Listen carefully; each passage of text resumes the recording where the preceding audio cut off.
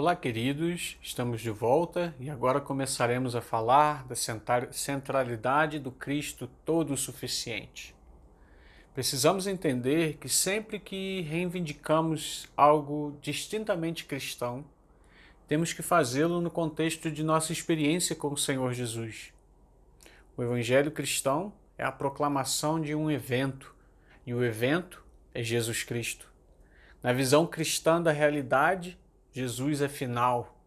Ele é a revelação de Deus e a revelação da verdadeira humanidade. Essa tensão paradoxal, a humanidade de Jesus e a sua divindade, é a essência da proclamação do Evangelho do Reino de Deus. Esse era o centro da heresia colossense também, e, portanto, uma preocupação muito grande no coração de Paulo.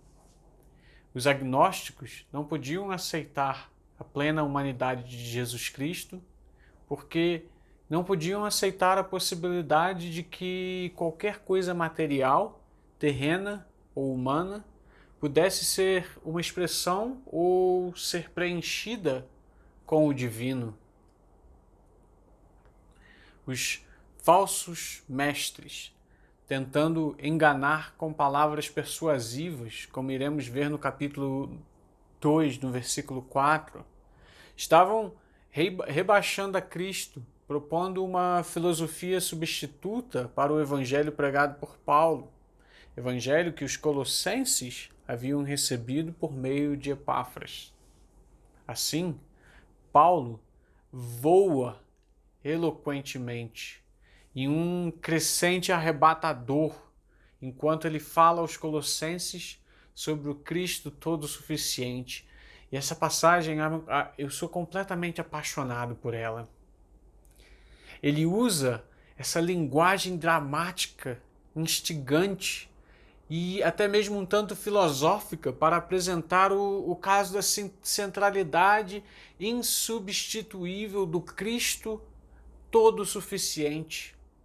E ele vai falando sobre isso em Colossenses capítulo 1, dos versículos 15 ao 17, que diz assim: o Filho é a imagem do Deus invisível, o primogênito de toda a criação, pois nele foram criadas todas as coisas no céu e nos céus e na terra, visíveis e invisíveis, sejam tronos, sejam potestades, sejam principados, sejam domínios. Todas as coisas foram criadas por meio dele e para ele. Ele é antes de todas as coisas, e nele todas as coisas subsistem. Cristo, o Criador, o cabeça, o centro. Mas esta é uma passagem muito difícil, mas crucialmente importante. Paulo não estava escrevendo no vácuo, mas abordando uma situação específica em Colossos, uma tendência de pensamento na igreja primitiva que estava florescendo entre os colossenses, uma expressão do agnosticismo que procurava transformar o cristianismo em uma filosofia e alinhá-lo com outras filosofias. Quem fomentava esse esforço eram os intelectuais insatisfeitos com o que consideravam a rude simplicidade do cristianismo. Eles começaram com uma suposição básica: a matéria é totalmente má e o espírito é totalmente bom, que a matéria sempre existiu e que a matéria má, da matéria má o mundo foi criado. Assim, o mundo e toda a sua expressão material são maus. Uma emanação distante de Deus, não o próprio Deus criou o mundo porque Deus não podia tocar o mal. Esse entendimento geral foi emitido em algumas expressões específicas. Vamos dar uma olhada nelas. A primeira seria de que Deus Criador não é o verdadeiro Deus, mas uma emanação distante, ignorante e até mesmo hostil ao verdadeiro Deus. Que loucura! Número 2, Jesus não era único, mas meramente uma emanação. um dos muitos intermediários entre Deus e o homem. Jesus pode estar alto, até mesmo mais alto, na série das emanações de Deus, mas ainda assim, ele era um entre muitos. Jesus não era verdadeiro e não era homem, não veio em carne. E esse argumento, como já falamos, partiu de um pressuposto geral: se a carne material é má, aquele que foi a revelação de Deus não pode ter tido um corpo real. Ele não pode ter carne e sangue reais, pois somos carne e sangue. Assim, os agnósticos insistiram que Jesus era um fantasma espiritual em uma forma corpórea. Os agnósticos se recusaram a ver Cristo como o centro ou a fonte de salvação. Eles insistiam que a tarefa da humanidade é encontrar o caminho para Deus, subindo uma escada, por assim dizer, passando por cada emanação de Deus por conhecimento especial, senhas especiais, e assim havia um grande mistério, e os agnósticos afirmavam possuir a chave para o mistério. A chave era o conhecimento elaborado. Eu apenas tentei simplificar e te dar esse esboço básico da filosofia que estava se infiltrando e forjando na igreja de Colossos, conhecida como a heresia colossense, que Paulo tão apaixonadamente estava combatendo. Essa breve sinopse nos ajudará a entender a terminologia de Paulo ao descrever a pessoa e a obra de Cristo. E vamos dar uma olhada aqui. A primeira afirmação de Paulo: Cristo é a imagem do Deus invisível. Versículo 15. A palavra grega para imagem é eikon. Se eu estou lendo corretamente. Os estudiosos continuaram a buscar o significado preciso dessa palavra, fascinados pelos possíveis significados por trás das palavras. Alguns trabalharam dentro de uma construção de pensamento grego sobre o logos, a palavra, a razão de Deus. João, o apóstolo João, usou essa palavra na introdução do seu evangelho. O verbo, logos, se fez carne. Foi o logos que criou o mundo e deu sentido ao universo. Outros estudiosos trabalharam a partir da compreensão hebraica da sabedoria. Dizia-se que a sabedoria era coeterna com Deus e estava presente com Deus quando ele criou o mundo. A sabedoria era a imagem da bondade de Deus. Assim, Cristo, como imagem, é essa bondade de Deus na criação. Ainda temos outros estudiosos que trabalharam a partir de uma expressão hebraica muito mais simples da criação. A expressão e a ideia era de que Deus criou o mundo do nada, e o ato culminante da criação foi o homem. Disse Deus: façamos o homem à nossa imagem. Assim, Deus criou o homem à sua imagem, a imagem de Deus o criou, como vemos em Gênesis capítulo 1, versículos 26 e 27. É esta a imagem que Jesus é, a imagem de Deus. De todo esse pensamento, de todas essas teorias e todos esses estudos, podemos concluir uma verdade poderosa, girando em torno da palavra imagem, eikon.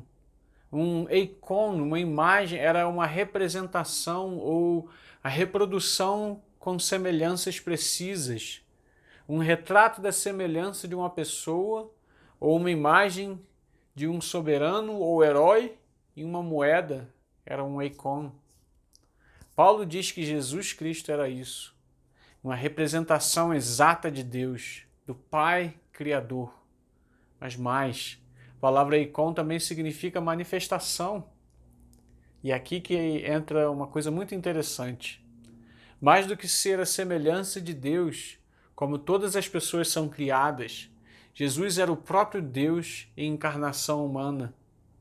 Os colossenses sabiam que Paulo estava contrariando a filosofia agnóstica de que Cristo era uma expressão entre muitas emanações de Deus, ou que ele não era verdadeiramente ou totalmente humano.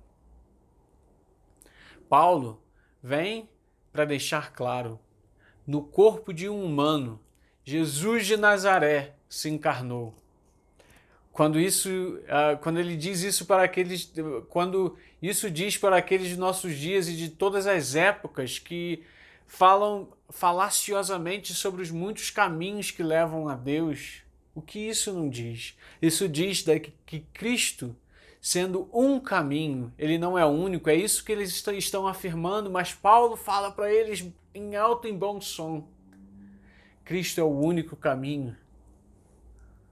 Tem havido, há muitos anos já, um esforço generalizado e até popular para diminuir a importância do dogma, da doutrina, alegando que a doutrina é irrelevante para a vida da pessoa comum. O problema não está na intersecção da doutrina com a pessoa comum, mas na forma irrelevante como a doutrina é apresentada por aqueles que a ensinam. A doutrina da encarnação é o teste de relevância. Se Cristo fosse apenas homem, então ele é irrelevante para o nosso pensamento de Deus. Se ele fosse apenas Deus, então ele seria irrelevante para qualquer experiência da vida humana. Está ficando devastadoramente claro que nós não podemos ter princípios cristãos sem Cristo, e que a validade dos princípios cristãos depende da autoridade de Cristo. Sua autoridade depende de quem ele é, e isso deve ficar claro. Quando falamos da encarnação de Cristo, a imagem do Deus invisível, ficamos presos à limitação das palavras. Mas as palavras não são tudo o que temos. Temos nossas vidas para oferecer como reflexos da palavra se tornando carne em nós. Embora limitado, como todas as nossas palavras, expressões e parábolas, embora limitado, a nossa vida pode ser um retrato de Cristo, a imagem do Deus invisível. Ele nos mostra o que Deus é. Ele também nos mostra o que todas as pessoas devem ser. Encontrado à maneira de homem, ele era humano, revelando o modelo da nossa humanidade, a imagem na qual fomos criados. Imagem essa que foi destruída pelo pecado quando as coisas deram tragicamente erradas no jardim. Também, nele, o oceano de Deus chegou até nós.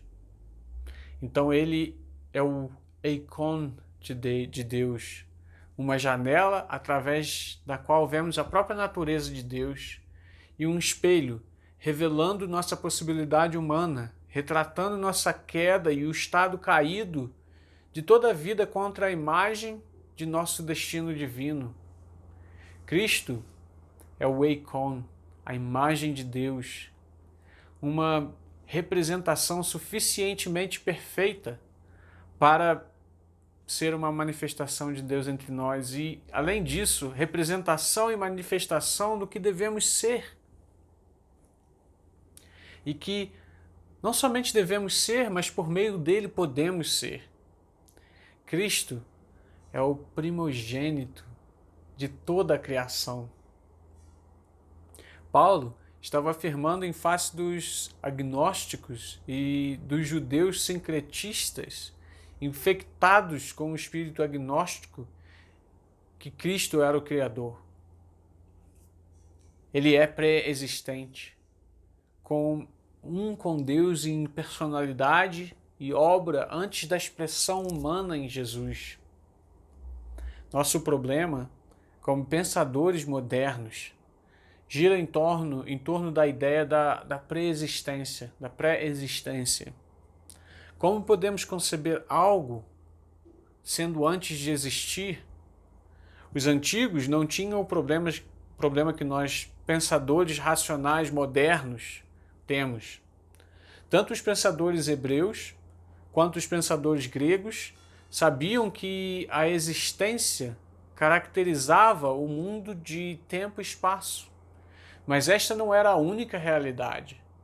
Enquanto a existência no tempo e espaço era real e é real, a outra existência era também muito real. Essa existência era eterna em vez de temporal. No pensamento judaico, a Torá, que é o nome, e o nome do Messias eram uma parte dessa existência super real, que eles chamam. No pensamento grego, o logos, a palavra, estava nessa categoria. Quando os autores do Novo Testamento escreveram sobre a pré-existência de Cristo, eles estavam aplicando ao Novo Testamento uma maneira sofisticada de pensar que estava profundamente estabelecida no judaísmo helenizado, que por sua vez foi profundamente influenciado pelo pensamento grego. O que os primeiros cristãos afirmavam era que essa realidade pré-existente se tornou Jesus. Eles não sustentavam que Jesus pré-existia. Antes, o que pré-existia era o Filho de Deus que se tornou Jesus. Toda cristologia encarnacional repousa sobre essa base conceitual.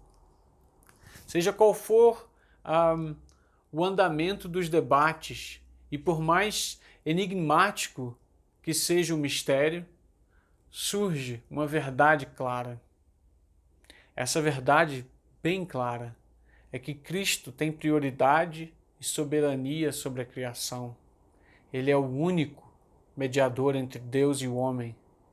A nova tradução da Bíblia em inglês traduz dessa forma: sua é a primazia sobre todos os seres criados. Em Jesus, o ser completo de Deus veio habitar. Nada fica de fora. Ele é a revelação completa e final de Deus. Tudo é suficiente e nada mais é necessário para a nossa salvação, mas Cristo Jesus, nosso Senhor e Salvador. Deus abençoe, queridos. Até a próxima.